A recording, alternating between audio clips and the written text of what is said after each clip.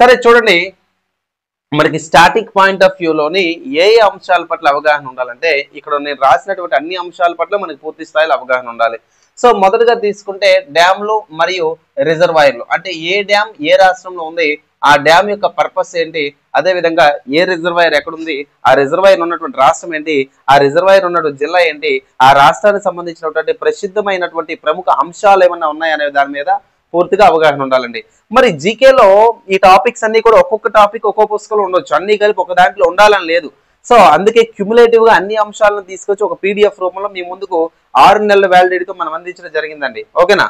సరే ఒక్కొక్కటి మనం గమనిస్తే డ్యామ్లు మరియు రిజర్వాయర్లు అన్న తర్వాత జాతీయ పార్కులు, అంటే ఏ రాష్ట్రంలో ఏ జాతీయ పార్క్ ఉంది, అంటే నేషనల్ పార్క్స్ ఎక్కడెక్కడ ఉన్నాయి, అదేవిధంగా అభయారణ్యాలు వైల్డ్ లైఫ్ శాంక్చురీస్ ఎక్కడ ఉన్నాయి, అదేవిధంగా జాతీయ పార్క్ యొక్క లక్షణాలు ఏంటి, అభయారణ్యం యొక్క లక్షణాలు ఏంటి, అతిపెద్ద జాతీయ పార్క్ ఏది, అతి చిన్న జాతీయ పార్క్ ఏది, ఏ రాష్ట్రంలో ఏ జాతీయ పార్క్ ఉంది, భారతదేశంలో ఎన్ని జాతీయ పార్కులు ఉన్నాయి, కొత్తగా వచ్చిన జాతీయ పార్క్ ఏది, అదేవిధంగా మొట్టమొదటి జాతీయ పార్క్ ఏది, అదేవిధంగా ఏ జాతీయ పార్కులు ఏ జంతువును సంరక్షిస్తారు, ఇలాంటి అంశాలు అన్నింటి పట్ల కూడా మనకు అవగాహన ఉండాలన్నమాట.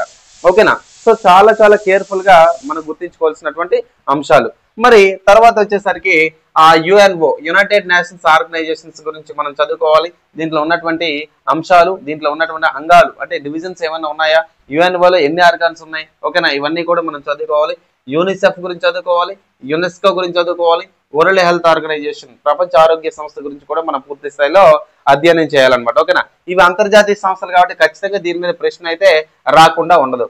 అదేవిధంగా క్రీడలు, గేమ్స్ అండ్ స్పోర్ట్స్ ఏవైతే క్రీడలు, ఏ కప్ అనే ఫర్ ఎగ్జాంపుల్ సంతోష్ ట్రోఫీ ఉంది. ఓకేనా? లేదనుకుంటే వేరు వాలీబాల్ సంబంధించి, క్రికెట్ సంబంధించి, ఫుట్బాల్ సంబంధించి, హాకీ సంబంధించి, కబడ్డీకి సంబంధించి ఆ క్రీడలు మరి వాటికి సంబంధించినటువంటి ట్రోఫీస్ ఏమైనా ఉన్నాయా, ఏ ట్రోఫీ ఏంటి, వాట్ ఈజ్ వాట్ అనేది ఏదైతుందో వాటి గురించి కూడా మనం డిస్కస్ చేయాలండి, ట్రోఫీస్ గురించి.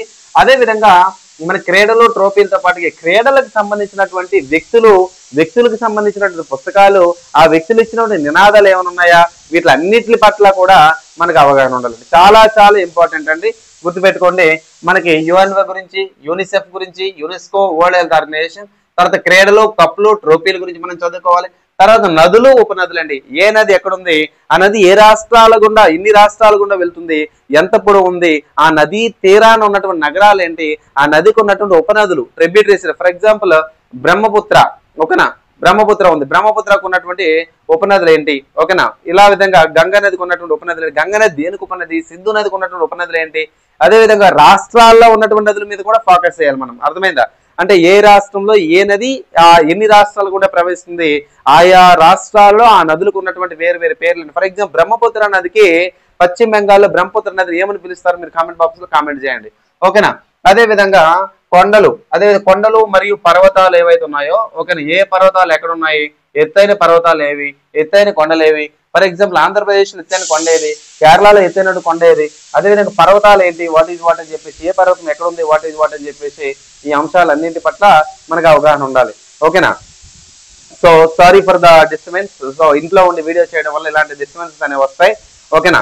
ఈ రోజు ఇంట్లో ఉండి వీడియో చేసేదానికి పరిస్థితి కూడా ఎందుకు మీకు ఎట్లా చేయాల్సి వస్తుంది, అది కూడా మీకు వీడియోలో చాలా క్లారిటీగా మాట్లాడదాం. ఓకేనా? సో ఆవిష్కరణలో వ్యక్తులు అంటే దేనిని ఎవరు కనుక్కున్నారు, ఆ వ్యక్తి ఎవరు, ఏంటి, వాట్ ఈజ్ వాట్ అని మనం తెలుసుకోవాలి. తర్వాత నదీ తీర నగరాలు మీకు ఆల్రెడీ చెప్పాను. ఒక రివర్ సైడ్ సిటీస్ ఏవైతే ఉన్నాయో ఆ సిటీస్ గురించి మనం అధ్యయనం చేయాలి.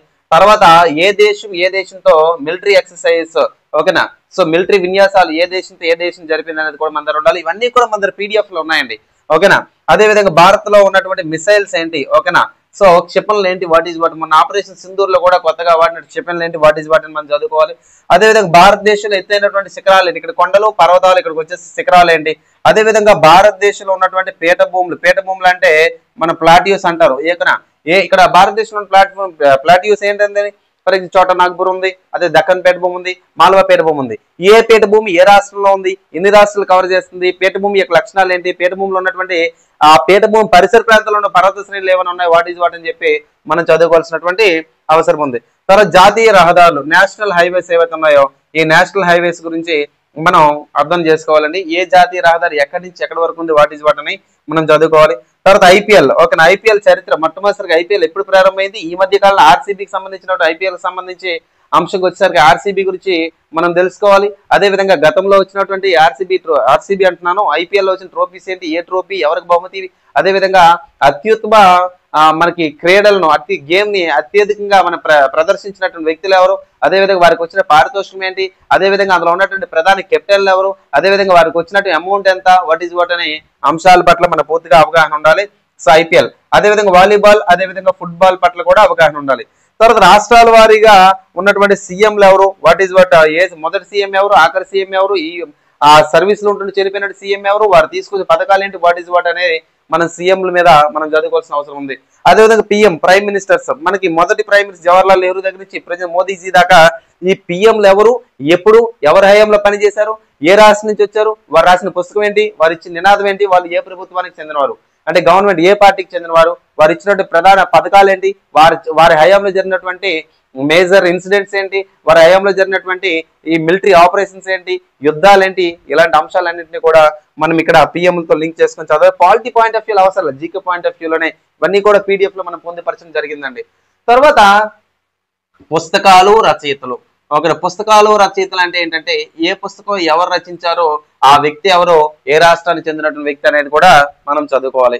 తర్వాత వివిధ వార్తాపత్రికలు అంటే ఏంటంటే వేరియస్ న్యూస్ పేపర్స్, అంటే ఫర్ ఎగ్జాంపుల్ భారతదేశానికి స్వాతంత్రం సాధించడంలోనే వివిధ రకాల వ్యక్తులు పోరాడారు, అవునా, అతివాదులు, మితవాదులు అని చెప్పేసి, విప్లవాత్మక తీవ్రవాదులు అని చెప్పి వేరు వేరు వ్యక్తులు పోరాడారు కదా.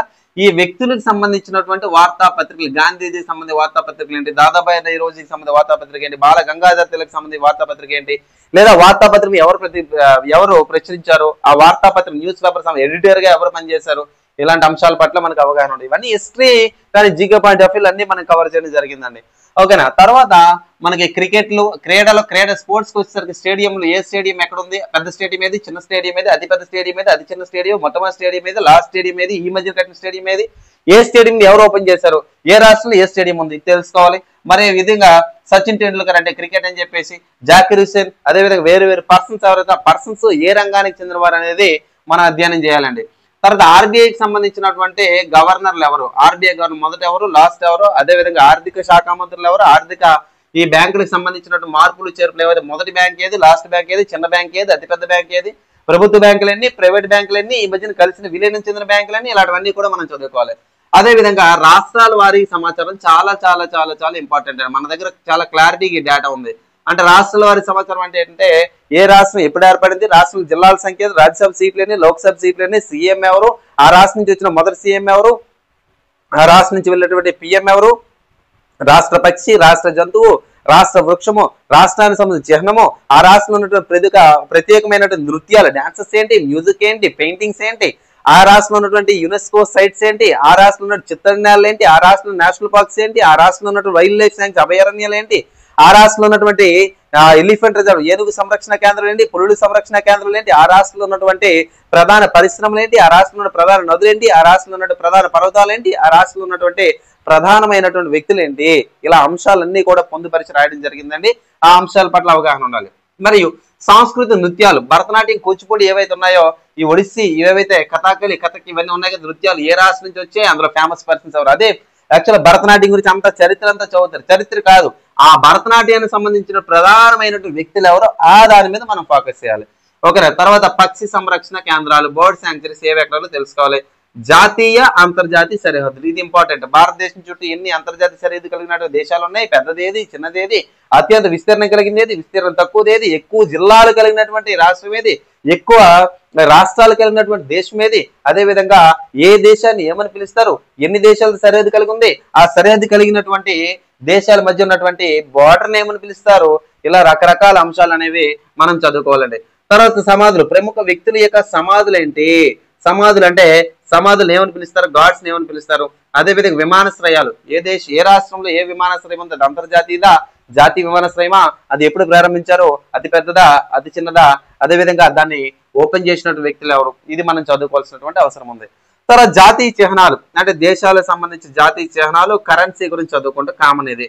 తర్వాత అవార్డులు అండి, జాతీయ అదేవిధంగా అంతర్జాతీయ, ఈ రెండు అంశాల పట్ల బాగా అవగాహన ఉండాలి. ఫర్ ఎగ్జాంపుల్ ఇంటర్నేషనల్ లెవెల్లో ఫర్ ఎగ్జాంపుల్ అండి మనకి నోబెల్ ప్రైజ్లు, ఆస్కార్, అదేవిధంగా మన జాతీయకి వచ్చేసరికి పద్మ అవార్డ్స్, ఓకేనా, ఆ పులిజర్ అవార్డ్స్, లేకపోతే భట్నాగర్ అవార్డ్స్, లేకపోతే రాజీవ్ ఖేల్ రత్న అవార్డ్స్, స్పోర్ట్స్ అన్ని అవార్డ్స్ మీద అవగాహన ఉండదు. ఒక్కటే గుర్తుపెట్టుకోండి, మొదటి అవార్డు లాస్ట్ అవార్డు, మొదటి మహిళ లాస్ట్ మహిళ, మొదటి పురుషుడు లాస్ట్ పురుషుడు, ఓకే. అదే విధంగా ఒక వ్యక్తి ప్రముఖ రాజకీయవేత్త అయ్యుండు కూడా అవార్డు క్రీడల్లో పొందిన వాడు ఎవడు, ఇలాంటి అంశాల పట్ల మనకు అవగాహన ఉండాలండి. తర్వాత డిఫెన్స్, ఓకేనా, ఆర్మీ, నేవీ, ఎయిర్ ఫోర్స్ సంబంధించి చీఫ్స్ ఎవరు, వాటికి సంబంధించినటువంటి అంశాలు. రామ్సర్ చిత్రనేలలు, ఒక ఏ రాష్ట్రంలో ఏ చిత్రనేలలు ఉన్నాయి, అదే విధంగా జిఐ ట్యాగ్స్, జియోగ్రాఫికల్ ఇండికేషన్స్, మరి నాగపూర్ లో కమలాలు ఫేమస్. ఏ రాష్ట్రంలోనే భౌగోళిక గుర్తింపు పొందినటువంటి ప్రదేశాలు, భౌగోళిక గుర్తింపు పొందినటువంటి పంటలు, భౌగోళిక గుర్తింపు పొందినటువంటి విత్తనాలు, భౌగోళిక గుర్తింపు పొందినటువంటి పండ్లు, కూరగాయలు, వీటికి సంబంధించి బాగా మనకు అవగాహన ఉండాలి. తర్వాత క్రీడాకారుల సంఖ్య, తర్వాత ప్రభుత్వ బ్యాంకులు, గవర్నమెంట్ బ్యాంక్స్ ఏవేవి ఇండియాలో ఉన్నాయి, మొదటిదేది, లాస్ట్దేది, పెద్దది, చిన్నదేది. అదేవిధంగా ఫిఫాకి సంబంధించినటువంటి అంశాలు మీకు బాగా అవగాహన ఉండాలి. T20కి సంబంధించి క్రికెట్ సంబంధించి అవగాహన ఉండాలి. మరి సుప్రీంకోర్టుకి సంబంధించినటువంటి న్యాయమూర్తి ఎవరు, చీఫ్ జస్టిస్ ఎవరైతే ఉన్నారో, మొదటి వారు ఎవరు, లాస్ట్ వారు ఎవరు, ప్రెసిడెంట్ ఎవరు, ఆంధ్ర నుంచి ఎవరు, తెలంగాణ నుంచి ఎవరు, కేరళ నుంచి ఎవరు, కర్ణాటక నుంచి ఎవరు, ఇప్పటిదాకా ఎంతమంది వెళ్ళారు, ఎంతమంది అయితే మధ్యలో వచ్చేసారు, మధ్యలో ఎవరిని తీసేశారా, మధ్యలో ఉంచారా, వారి జీతాలు ఎంత, వారిని ఎవరు నియమిస్తారు ఏంటి అనేది ఈ అంశాల పట్ల అవగాహన ఉండాలి. కరెంట్ అఫైర్స్ లో భాగంగా వచ్చేసరికి ప్రధాన సదస్సులు, సమ్మిట్స్ ఏమైనా జరిగినాయి, భారతదేశానికి పాకిస్తాన్కి ఏమైనా జరిగింది, భారతదేశం చైనాకి ఏమైనా జరిగినాయా, ఏ సదస్సులు ఏ ఒప్పందం తీసుకొచ్చి, G20 ఎప్పుడు జరిగింది, ఓకేనా, ప్యారిస్ ఒప్పందం ఎప్పుడు జరిగింది, అదేవిధంగా G20 సమ్మిట్స్ ఎక్కడ జరిగింది, ఇలాంటి అంశాలన్నింటిలో కూడా మనకు అవగాహన ఉండాలి. ఒప్పందాలు, పథకాలు కూడా గవర్నమెంట్ హయాంలోని ఇక్కడికి వచ్చేసరికి ఏ రాష్ట్రంలోని ఏ పథకం వచ్చింది, రాష్ట్రంలో పథకం మీకు అవసరం లేదు, కేంద్ర ప్రభుత్వ పథకం ఏ రాష్ట్రంలో మొదట అమలు చేశారు, ఓకేనా. కేంద్ర ప్రభుత్వ పథకాలు మొదటికి ఏ రాష్ట్రం వచ్చింది, లాస్ట్ ఏ రాష్ట్రం వచ్చింది, ఎక్కువ శాతం ఏ రాష్ట్రంలో జరిగింది, ఏ పథకం ఎంతమందికి లబ్ధిదారులు ఉన్నారు, అదేవిధంగా ఎవరికి ఆ పథకం అనేది ప్రవేశపెట్టడం జరిగింది, ఇలాంటి అంశాల పట్ల అవగాహన ఉండాలి. తర్వాత ఈ మధ్యన కరెంట్ అఫైర్ల trending operations, for India Pakistan జరిగినటువంటి ఇటీవల జరిగినటువంటి ఆపరేషన్ ఏదండి, సింధూర్, ఆపరేషన్ సింధూర్ అని చెప్పేసి మనం పిలుస్తా ఉన్నాం. ఈ సింధూర్ అని పిలుస్తున్నటువంటి ఆపరేషన్, మరి ఆ ఆపరేషన్ పోలో ఒకప్పుడు వచ్చింది.